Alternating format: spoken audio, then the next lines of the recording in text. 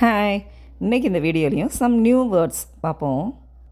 குழந்தைகளெல்லாம் கிச்சு கிச்சு மூட்டுவோமா, அதை எப்படி சொல்லலாமா? Tickling. His beard was tickling my cheek. அவனுடைய தாடி என் கன்னத்தில் கிச்சு கிச்சு மூட்டுச்சு. நெளிதல்.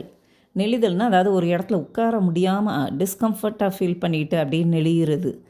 அதுக்கு என்ன சொல்லலாம்னா ஸ்குவாமிங். ஸ்குவாமிங்.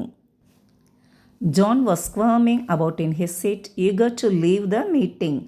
அதாவது ஜான் அவன் சீட்டில் நெளிஞ்சிக்கிட்டே இருந்தானா, எதுக்கு எப்படா மீட்டிங் முடியும் போகலாம் அப்படின்னு. Okay, so நெளிதல்னால் ஸ்குவாமிங். சிலர்கிட்ட நம்ம என்னப்பா எப்படி இருக்கு அப்படின்னு கேட்டால் போதும். ஒன்று உடம்பு சரியில்லாமல் இருக்கலாம், இல்லை வேறு ஏதாவது ஒரு கஷ்டத்தில் இருக்கலாம். அதை சாதாரணமாக சொல்ல மாட்டாங்க, ரொம்ப அப்படி சினுங்கிக்கிட்டே சொல்லுவாங்க. நான் எவ்வளோ கஷ்டத்தில் இருக்கேன் தெரியுமா அப்படிம்பாங்க. ஸோ அதுக்கு எப்படி சொல்லலாம் இங்கிலீஷ்லன்னா whining. Whining. Stop whining or you won't get chocolate. சினுங்கிறத நிப்பாட்டு, இல்லைன்னா உனக்கு சாக்லேட் கிடைக்காது.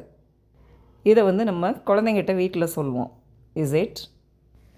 குழந்தைகளை அப்படி கொஞ்சம் தட்டி கொடுத்து தூங்க வைப்போமா, அதை இங்கிலீஷில் எப்படி சொல்லலாம்னா caressing. Caressing. She was gently caressing the baby's soft cheek. அவன் அந்த குழந்தையுடைய சாஃப்டான அந்த சீக்கு கன்னத்தில் ஓகே அப்படியே ஜென்டிலாக என்ன செஞ்சாங்களாம், தட்டி கொடுத்துக்கிட்டு இருந்தாங்களாம். உறக்க சிரித்தல், அதாவது ரொம்ப சத்தம் போட்டு சிரிப்பாங்க சிலர், அதை கஃபாயிங் அப்படின்னு சொல்லுவாங்க. ஐ ஹியர்ட் சம் ஒன் கஃபாயிங் loudly in the next room.